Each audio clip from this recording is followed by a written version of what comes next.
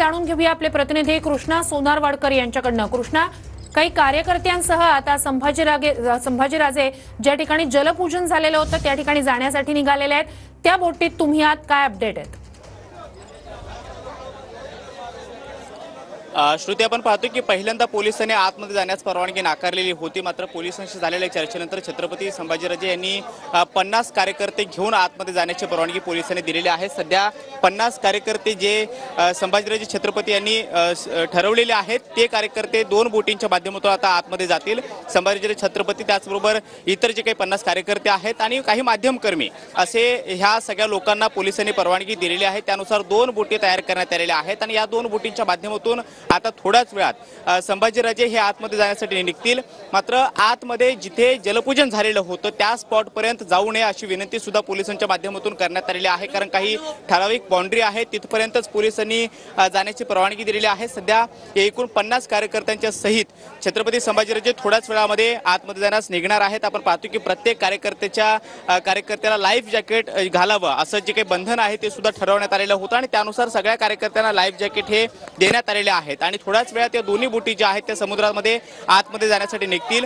2016 साली जिथे छत्रपती शिवाजी महाराजांचं स्मारकाचं जलपूजन झालेलं होतं पंतप्रधानांच्या हस्ते, त्याच ठिकाणी आम्ही आता काय नेमकी कामाची सद्यस्थिती आहे हे पाहणीसाठी जात आहोत अशा पद्धतीची विनंती त्यांनी केलेली होती आणि त्यासाठी एक आक्रमक पवित्रा घेऊन पुण्यापासून मुंबईमध्ये हा सगळा ताफा जो आहे तो संभाजीराजांचा दाखल झालेला होता। मात्र काही वेळ गेटवे ऑफ इंडियाच्या परिसरामध्ये त्यांना अडवण्यात आलं आणि त्यानंतर पोलिसांशी झालेल्या चर्चेनंतर अखेर 50 कार्यकर्ते घेऊन महाराजांनी आतमध्ये जाण्याची परवानगी जी आहे ती पोलिसांनी दिलेली आहे। त्यांच्या विनंतीचा मान ठेवलेला आहे। मात्र आता या 2 बोटी ज्या आहेत त्या थोड्याच वेळामध्ये आतमध्ये जाण्यासाठी निघणार आहेत। मात्र जिथे जलपूजन झालेलं होतं त्या ठिकाणपर्यंत या दोन्ही बोटी जाऊ नयेत अशा सुद्धा सूचना या पोलिसांनी दिलेल्या आहेत। त्यामुळे कुठपर्यंत आतमध्ये या 2 बोटी जातात हे पाहणं महत्त्वाचं असणार आहे। खरं तर कामाची सुरुवात आणि त्यानंतरची सद्यस्थिती अशा अनेक प्रश्न जे आहेत ते संभाजीराजेंनी उपस्थित केलेले आहेत आणि त्यानुसार पाहणी दौरा जो आहे तो आज होतो आहे। मात्र काही अटी शर्ती ज्या आहेत त्यानुसार सुद्धा आजचा हा दौरा जो आहे तो पोलिसांच्या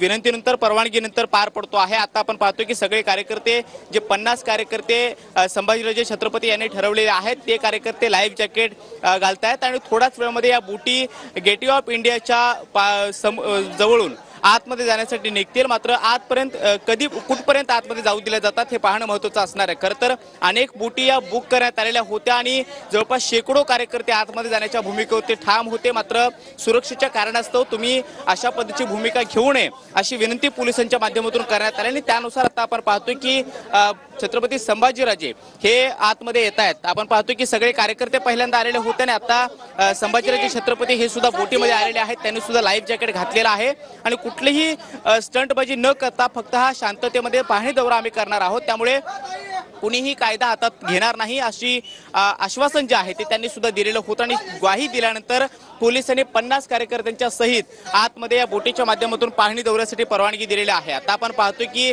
संभाजीराजे छत्रपती हे एका बोटीमध्ये चढतायत, काही 50 कार्यकर्ते त्यांच्या सोबत असणार आहेत आणि दुसऱ्या बोटीमध्ये माध्यमकर्मी अशा पद्धतीची ही व्यवस्था जी आहे ती करण्यात आलेली आहे।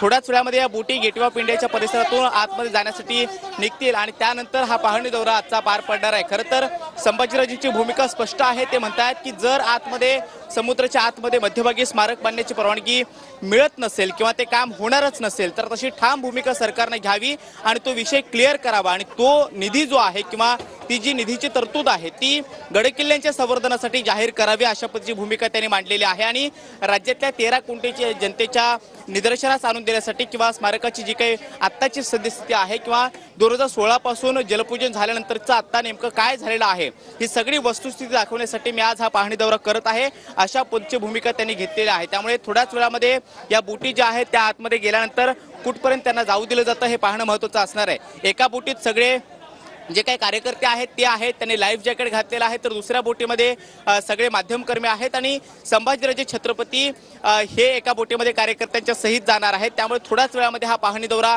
पार पडेल आणि कुठपर्यंत या बोटी जाऊ दिल्या जातात, पाहणी दौरा कशा पद्धतीचा होतो हे पाहणं महत्त्वाचं असणार आहे आणि वेगवेगळ्या प्लॅटफॉर्मवरती संभाजीराजेंच्या महाराष्ट्राच्या निदर्शनास आणून देण्यासाठी ही व्यवस्था जी आहे ती पाहणी दौऱ्याची करण्यात आलेली आहे। मात्र माध्यमकर्मींच्या उपस्थितीमध्ये हा पाहणी दौरा त्यांचा पार पडतो आहे। पहिल्यांदा पोलिसांनी अडवणुकीची भूमिका घेतलेली होती, मात्र चर्चेअंती पोलिसांनी आतमध्ये जाण्यासाठी परवानगी दिलेली आहे आणि थोड्याच वेळामध्ये या 2 बोटी ज्या आहेत त्या 50 कार्यकर्त्यांच्या सहित संभाजीराजे छत्रपती स्वतः समुद्रामध्ये आतमध्ये जाऊन छत्रपती शिवाजी महाराजांचं स्मारकाचं जलपूजन जिथे झालेलं होते तिथे जाण्याचा प्रयत्न करतील आणि हा पाहणी दौरा आता थोड्याच वेळामध्ये पार पडणार आहे. नक्कीच कृष्णा, सोबत काही पोलीस कर्मचारी सुद्धा जाणार आहेत का?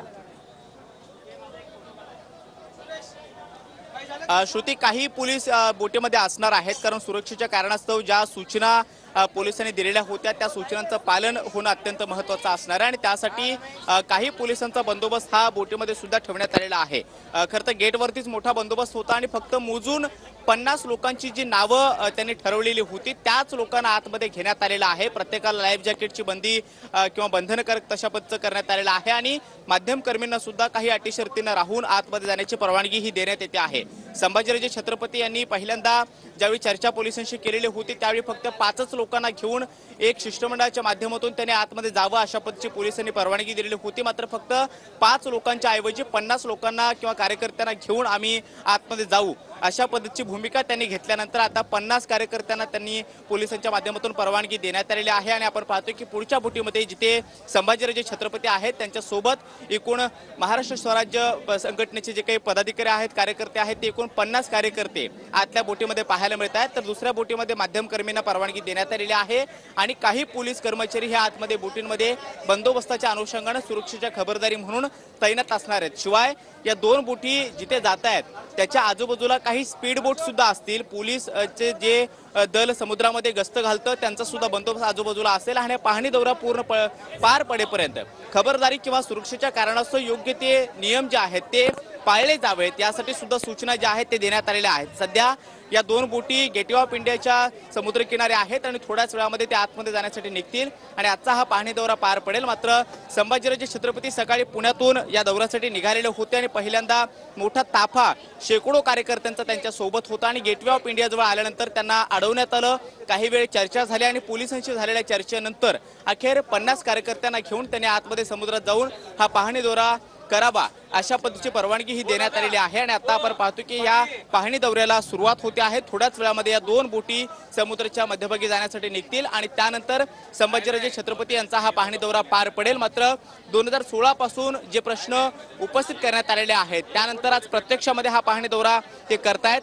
ते स्वतः जलपूजन सोहळ्याला त्यावेळी होते, त्यावेळी त्यांना आनंद झालेला होता. मात्र आत्ताची परिस्थिती पाहता त्याचं वाईट वाटतंय अशा पद्धतीची सुद्धा भूमिका त्यांनी मांडलेली आहे. त्यामुळे हा पाहणी दौरा पार पडल्यानंतर पुन्हा एकदा ते माध्यमकर्मीशी संवाद साधतील, त्यावेळी ते काय बोलतात हे पाहणं महत्त्वाचं असणार. मात्र एक महत्त्वाचा मुद्दा त्यांनी मांडलेला आहे की समुद्रामध्ये अशा स्मारकाला जर परवानगी मिळत नसेल किंवा कामाला गती येत नसेल तर सरकारनं एक भूमिका घ्यावी आणि सांगावं की स्मारक आम्ही समुद्रामध्ये बनवत नाही आहोत, मात्र त्या संदर्भातला जो निधी आहे तो गडकिल्ल्यांच्या संवर्धनासाठी आम्ही जाहीर करत आहोत, मंजूर करत आहोत आणि त्यामुळे त्याच अनुषंगानं आजचं हा पाहणी दौरा जो आहे तो पार पडतो आहे. या पाहणी दौरा जवळपास 1 ते 2 तासांचा असेल, कारण समुद्राच्या मध्यभागी जाण्याची विनंती त्यांनी आतमध्ये केलेली आहे आणि त्या अनुषंगानं पोलिसांच्या बंदोबस्तामध्ये शिवाय स्पीड बोटच्या माध्यमातून जो पोलिसांची गस्त असते त्यांच्या निगराणीखाली हा 2 बोटींचा प्रवास आता थोड्याच वेळामध्ये सुरू होतो आहे आणि किती वेळ हा प्रवास चालतो आणि त्यानंतर आजचा पाहणी दौरा हा कशा पद्धतीने पार पडतो हे पाहणं महत्त्वाचं असणार आहे. नक्कीच कृष्णा, तुम्ही आमच्यासोबत असेच जोडलेले राहा. ही दृश्य आपण